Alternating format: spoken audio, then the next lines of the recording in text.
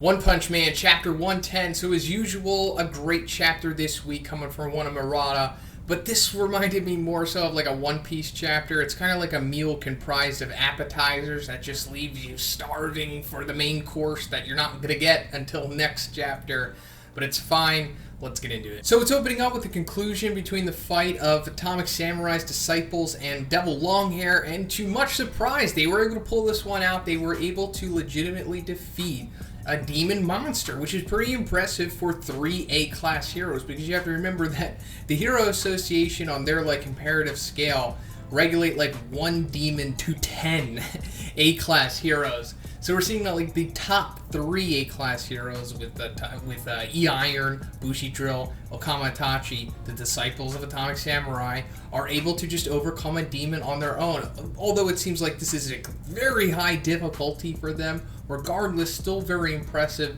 And I'm glad that they're getting this fight out of the way. This is exactly actually how it ends in the webcomic. Like, we just see like them about to get into the fight, and then it cuts to this sequence we see here where we just see them having like all kind of battle scars and fatigue on them, and then it's just Devil Longhair with the hair cut, and then he's just like, oh, that's my Achilles heel, and then he falls over and it's over. So it's, I don't know, I'm at least grateful that we got chapter 104 where we got to see the expanded fight between them, because, you know, why not? These are great characters too, and they should be fleshed out in their own right. That's more or less what the purpose of the beginning of this arc is just flesh out all of these characters that have been lingering in the series so far. So then it cuts to Atomic Samurai, and it's business as usual with him. Like, he's just been hacking up fodder this whole entire arc. Like, that's more or less what his purpose has been. I mean, he did take out Rhino Wrestler in chapter 94, and that was incredible. But other than that, he's just been taking off like the non-significant little lingering guys, I suppose. Like, the path that he chose down in the Monster Association was more so quantity rather than quality. But he does run into a monster that I guess we can assume is a demon. I mean, this guy's definitely got to be a demon. I mean, I don't think they would put this much emphasis on like a tiger. And we do know that there are just random demon among the fodder in the Monster Association horde down here. So of course I'm talking about this guy, Devil Executioner, or whatever the hell this guy's name is. He kind of reminds me of like a Nordic version of what we saw of Harigiri. And then we get the hilarious part of this chapter when the Devil Executioner briefly clashes swords with Atomic Samurai, and then he's like, so we're equals, but like he doesn't even realize that he's been diced up. You know, similar to what we saw of Rhino Wrestler, like what I was talking about earlier. Oh, I love this so much, and then he just explodes. So this is more like been Atomic Samurai just, I don't know, upping his level as he goes against these monsters. Like, he took care of the fodder, now he's going against like one of the demon fodders, and then he's like, all right, anyone else who hasn't been sliced, just raise your hand. And then of course we see G5 raise his hand. When I first saw him, I got so excited. I was like, alright, here we go. This is what I've been waiting for, because G5 has been such a mysterious but yet integral part of this arc. And the more and more we get into this guy, it just adds to his mystery and intrigue. So he continues to talk like a typical organizational robot about how he has to acquire battle data and whatnot. And it seems like he legitimately got the techniques of Atomic Samurai here. And it seems like he's somewhat replicating what Atomic Samurai could do. And although he's putting a lot more effort into what he's doing, and Atomic Samurai is completely nonchalant, he even surprises Atomic Samurai, but like in a mild way, because he is competing with him better than what we've seen any other monster or just enemy or villain in this arc do before him. Like, actually, I think outside of like Melzerguard, this is probably the best that anyone has done against Atomic Samurai. This just goes to show like two things. First of all, Atomic Samurai has been completely dominant as a character thus far, but it's also showing that G5 is no friggin' joke. I mean, of course, he's not really a match for Atomic Samurai here, but it goes back to when Child Emperor ran away from him because of how much of a threat he was, and that he didn't want to take a chance trying to go against him. And yes, his initial disaster level is demon, but I think he is like a legitimate high demon here. I'm obviously not going to call him a dragon now, because after how this fight turns out, but if there is a high demon, I think we might be looking at it here with G5. So after a back and forth squabble, Atomic Samurai decides to get serious, and he just straight up atomic slashes G5. And when I saw this, just this one panel of him saying, you know, the fun factor, and him just dicing him up, I was like, oh no, wait, does this not mean the theory is right? But then the following things happen, and I was like, oh no. maybe it is right, but now I'm totally confused. So let me just explain what I think is going on here. So Atomic Samurai is like, it didn't cut his core. Don't tell me there's something extra hard inside of him. So initially people are probably going to think, oh, well, G5 is like what G4 was, because we saw after Genos defeated the big exterior version of G4, he had a smaller robot inside of him, which was more or less his true form and seemed to be more formidable and maybe even more powerful than what the big version of G4 was. So naturally we're inclined to think, oh, G5 probably has the same thing because they are both organizational robots. But we have to go back to the whole G5 is Drive Knight theory. So I can't go into everything about it in this video because it's just a review for this chapter, and that theory really deserves its own video, which I made plenty on, but they're not up anymore, unfortunately. But more or less, Drive Knight, when he figured out where the Monster Association was, he went to go find it, but then he suddenly disappeared. And then conveniently, G5 just shows up, and then he's just been doing weird stuff ever since he's been in the Monster Association, and a lot of things lead us to believe that he is Drive Knight in disguise. But now, after this chapter, and after this whole exchange with him, I think I might have a better understanding of what Drive Knight, who in this theory is G5, what I think he's trying to do here. So I thought originally that Drive Knight was like a legitimately good guy, like a real hero trying to do the right thing here, but it seems like he might not be as good as I thought. So G5 chose not to kill Nariki's private squad when he easily could have, and he actually talked Giro and the monsters out of killing them. And then we saw another bit of altruism from G5 later on, I think in the following chapter, 85, when he saved Tario from the Great Food Tub. Like, the Great Food Tub was about to eat Tario, but instead he fed him a fodder monster. So it's odd that G5 has already shown that he has saved two instances of saving people, which really isn't typical, especially for the organization, because before they established they don't really care about people, because G4 said that he was going to straight up start killing people if King didn't come back and challenge him. So I think that was showing us right there, they didn't care about human life. All they want is to collect data. But now I'm thinking that Drive Knight also only wants to collect data, because that's why he's down here.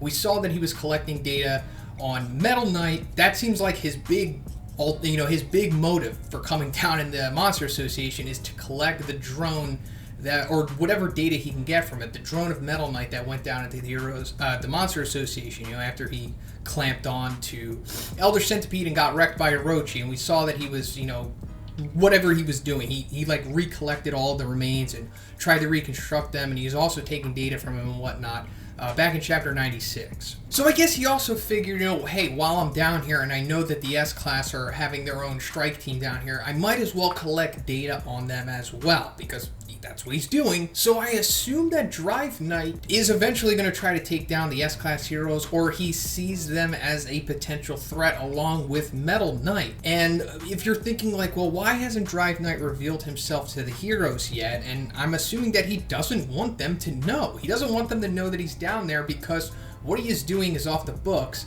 And it seems like his true allegiance is to the organization. And there's a big theory out there that Drive Knight literally is the organization. Like, he's controlling it like kind of like Skynet from Terminator. He might be that. I mean, there's a whole big overarching theory about how he connects to the organization, how the organization connects to Metal Knight. So much stuff to talk about, but it's just that I'm seeing that Drive Knight might legitimately be, like, more so an enemy than a hero. Than what we originally thought he was. Like, I thought maybe he was, like, neutral, but maybe he might even be chaotic neutral at this point. So let me just end this G5 discussion off with the two possibilities of how I see things going after this. So either he is actually Drive Knight, and he's just running away, and we might see him on the surface run past the support team heroes, and maybe he just goes off into the sunset and takes all the data that he collected and goes back to the organization, and we come back to that in 5 years whenever we see the next arc in the manga. Or it's not Drive Knight, and it's just the true form of G5, similar to what we saw, the true form of G4, and he goes off to the organization, or maybe he meets up with Drive Knight, who has been just waiting outside for him the whole entire time. Like, I'm not saying that, like, it's concrete that G5 is Drive Knight. It is a very possibility that he is just G5, and maybe he's connected to Drive Knight in another way, but I am going to stay on board with the Drive Knight being G5 theory. I've been there since the beginning, or at least I think I have, and I'm going to go down with this ship. I think this chapter is kind of solidifying it, but we'll see what happens. Oh, and another little interesting thing here is that we see Atomic Samurai use the air blade, and I think this might be the first time we actually see him do that. Before that, we saw Okama Itachi did it, and it was hyped up at that point, so I guess it's fully revealed now that Atomic Samurai did in fact teach Okama Itachi the air blade, and it seemed like maybe Okama Itachi was the only one who was actually capable of learning this technique. So then it cuts to Child Emperor and Waganma, and I really like this sequence because it's establishing what Child Emperor's plans are in the future of this arc, because as far as I know, we didn't really know what he was going to do after he got Waganma. Like, did it mean like he was going to leave with Waganma and escort him back to the Hero Association, and that means that he was going to leave this fight in the arc? But no, he reveals that he's just going to escort him to the entrance and then pass him off to the support team on the surface, and then he's going to go back into the battle and support the S-Class heroes like a boss that he is, and I'm happy to hear that because I really didn't want Child Emperor to leave this arc.